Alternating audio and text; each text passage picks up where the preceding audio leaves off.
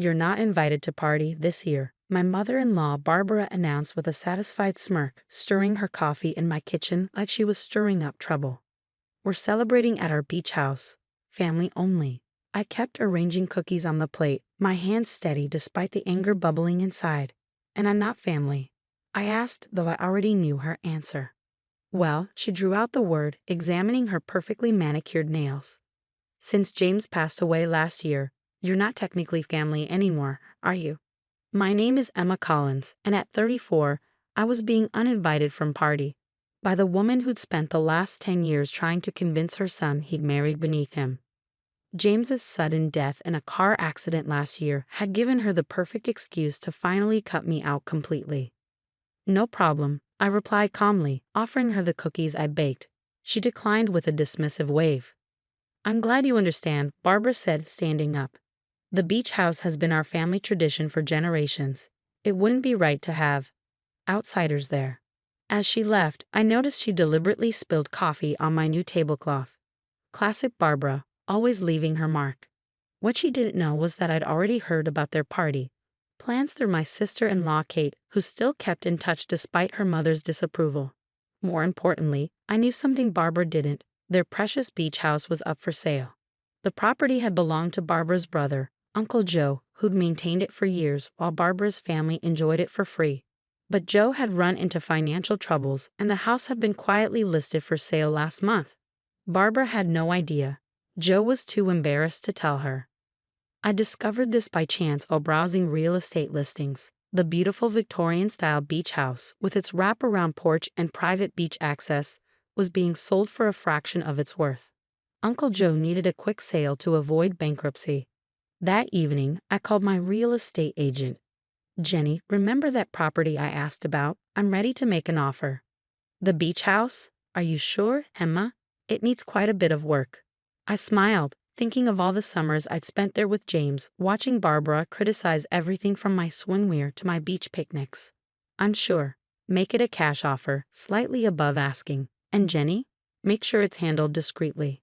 The next week passed in a blur of paperwork and phone calls. Uncle Joe accepted my offer immediately, grateful for the quick sale and the premium I paid.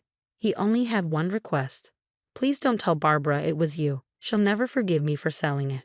I agreed, though I knew the truth would come out eventually. That was part of the plan. As party approached, Barbara's social media was full of posts about the upcoming exclusive family celebration at the beach house. She even tagged me in a few photos of previous years, with captions like "missing our old traditions, but excited for new beginnings with real family only." Kate called me, furious. "Mom's being horrible about this. She's even invited James' ex-girlfriend from college. Said she was more family than you ever were." I listened to her rant, feeling surprisingly calm. "It's fine, Kate, really. I have my own plans for Christmas." "Still," she sighed, "it's not right. That house holds so many memories for all of us, including you and James. Mom has no right to erase that." If only she knew. The day before party eve, I received the final paperwork. The beach house was officially mine. I immediately hired a cleaning crew and had the locks changed, but left everything else exactly as it was. Then I waited. Barbara and her entourage would arrive tomorrow afternoon, using the hidden key under the porch planter, a key that no longer worked. They have cars full of food, gifts, and guests, including James's ex-girlfriend, all ready for their perfect family Christmas. I poured myself a glass of wine and looked at the last photo James and I had taken at the beach house. He was laughing, his arm around me, while Barbara scowled in the background. "Wish you could see this, love," I whispered to his smiling face. "Your mother's about to learn a valuable lesson about what family really means. Tomorrow would certainly be interesting. After all, nothing says Merry Christmas quite like finding out your despised daughter-in-law now owns your favorite family gathering spot." The text came at exactly 2:47 p.m. on party eve. "What have you do, honey?" Barbara's message screamed in all caps. I imagined her standing on the porch, surrounded by confused family members, her face turning that particular shade of red I'd come to know so well over the years. I positioned a discreet security camera by the door, allowing me to watch the scene unfold from the comfort of my home. The footage didn't disappoint. Barbara tried the key 3 times before sending her husband John to check all the windows. Their guests stood awkwardly on the porch, luggage at their feet, while James's ex-girlfriend Amanda kept checking her phone, clearly uncomfortable. My phone rang. "Kate." "Emma," she whispered, trying not to be overheard. "Please tell me you had something to do with this. Mom's having an absolute meltdown." I could hear Barbara in the background, shouting about calling the police and having the vandals arrested. "The locks have been changed," Kate continued. "And there's a note on the door saying all inquiries should be directed to Harrison Property Management." "Really?" I replied innocently. "How interesting." "Oh my God," Kate gasped. "You didn't, did you?" Before I could respond, another call beeped through. "Uncle Joe." "I have to go, Kate. Merry Christmas." Uncle Joe sounded nervous. "Emma, Barbara's been calling me nonstop. She knows I sold the house. But I haven't told her it was you. She's threatening to sue me for selling family property." "Don't worry," I assured him. "You had every right to sell, and I have all the paperwork to prove it was a legal transaction." Let her throw her tantrum. Back on the security feed, I watched as a police car pulled up. Barbara must have actually called them. She gestured wildly, pointing at the door, probably spinning some tale about break-ins and vandalism. The officers looked bored, likely tired of dealing with holiday property disputes. My phone buzzed again. A text from John, my father-in-law. "Emma, we need to talk." Barbara's hysterical. "Whatever your price is, name it." I didn't respond. This wasn't about money. The next text was from Amanda, surprisingly. "I had no idea they were using me to hurt you. I'm so sorry. James would have hated this." She was right. James would have hated seeing his family act this way. He'd always tried to play peacekeeper between his mother and me, often at the cost of his own happiness.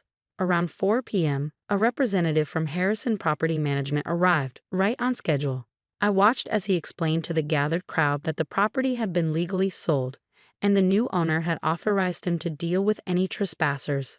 Barbara's voice carried clearly through the security camera. "This is ridiculous. This house has been in our family for generations. We have traditions." "Ma'am," the representative replied calmly, "the property was legally sold by its rightful owner, Mr. Joseph Miller. The new owner has asked that you vacate the premises immediately." One by one, the guests began dragging their luggage back to their cars. The perfect family party was unraveling spectacularly. Kate stayed behind as the others left, and I watched as she walked to the edge of the property, looking out at the ocean. My phone buzzed with her message. "I don't know how you did this, but I'm kind of proud of you. Mom needs to learn she can't treat people this way." Barbara was the last to leave, still threatening lawsuits and screaming about family betrayal. I watched her storm to her car, then pause and turn back to the house. For a moment, her expression changed from anger to something else. Grief, perhaps, or fear. This house represented more than just a party gathering spot. It was her last connection to the power she thought she held over the family. As twilight settled over the beach house, I received one final text from Barbara. "You may think you've won, but you'll never be family. James would be ashamed of you." I looked at the photo of James on my mantle, remembering how he proposed to me on that very beach, despite his mother's objections. How we'd spent every summer there, building our own traditions in spite of Barbara's constant criticism. "No, Barbara," I whispered, pecking my response. "James would be ashamed of you." I pressed send and turned off my phone. Tomorrow was party day, and I had plans for the beach house. Plans that would show Barbara exactly what family really meant. But that would have to wait until morning. For now, I sat back and watched the sunset through my security feed, knowing that somewhere, James was probably laughing at his mother finally getting exactly what she deserved. Party, morning dawned bright and clear. I drove to the beach house early, armed with boxes of decorations and a plan. As I pulled up, I saw Kate waiting in her car. "I figured you'd come," she said, getting out and grabbing a box from her trunk. "Need help decorating?" I smiled, unlocking the door. "How did you know?" "Because I know you," she replied. "And this isn't about revenge, it's about something bigger." Together we spent the morning transforming the beach house. We hung lights, set up a party, tree, and filled the kitchen with the smell of baking cookies, just like James and I used to do. By noon, everything was perfect. Then I sent out the text, not to Barbara, but to everyone else. To Uncle Joe, who'd maintained this house for years while Barbara claimed it as her own. to James's cousins, who'd been excluded from family gatherings because they defended me after his death, to the neighbors who'd watched Barbara's reign of superiority over the years. Party, dinner at the beach house, 4 p.m., everyone welcome. The responses flooded in immediately. People Barbara had hurt, excluded, or dismissed over the years all accepted with enthusiasm. Even Amanda, James's ex-girlfriend, sent a heartfelt message. Can I still come? I'd love to be part of a real family gathering. By 4 p.m., the beach house was filled with laughter and warmth. Uncle Joe brought his famous eggnog, tears in his eyes as he thanked me for preserving the house's spirit. The neighbors brought dishes they'd never dared share at Barbara's exclusive gatherings. James's cousins hung ornaments they'd kept from childhood celebrations before Barbara had deemed them not good enough for family events. Kate circulated photos she found in the house's attic. Pictures from before Barbara's time, when the beach house had been a genuine gathering place for everyone.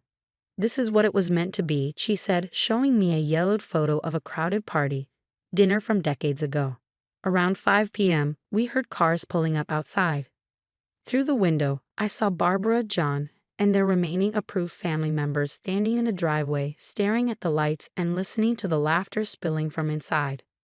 I opened the door before they could knock. Barbara stood there, her carefully applied makeup not quite hiding her sleepless night, clutching a manila envelope I assumed contained legal threats. You can't, she began, but I cut her off. I can, I said firmly. This house was never about ownership, Barbara. It was about family, real family, the kind that welcomes instead of excludes, the kind James believed in. John stepped forward, placing a restraining hand on Barbara's arm. For the first time, he looked at me with something like respect. You're right, he said quietly. We've lost sight of what this place meant. Barbara's hands shook as she gripped her envelope. But our traditions are right here. I gestured behind me, where people were sharing stories, laughing, and making new memories. They're just bigger now, more inclusive. The way they should be. Kate appeared beside me. Mom, enough. Come inside. Be part of this instead of fighting it. For a long moment, Barbara stood frozen. I could see the battle in her eyes. Pride versus loneliness, control versus connection. Finally, her shoulders slumped slightly. James always loved party here, she whispered, so quietly I almost missed it. He did, I agreed, and he loved it most when everyone was welcome. Slowly, reluctantly, Barbara let Kate lead her inside. The manila envelope fell forgotten by the door. As she entered, Uncle Joe raised his glass of eggnog in greeting, and some of the tension left her face. Later that evening, as people mingled and shared dessert, I found Barbara standing by the old fireplace, looking at a photo of James I'd placed on the mantel. You're not going to sell it, are you? She asked, not looking at me. No, I replied, but I am going to change it.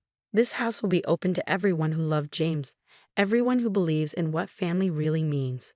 You're welcome to be part of that, Barbara, but you don't get to control it anymore.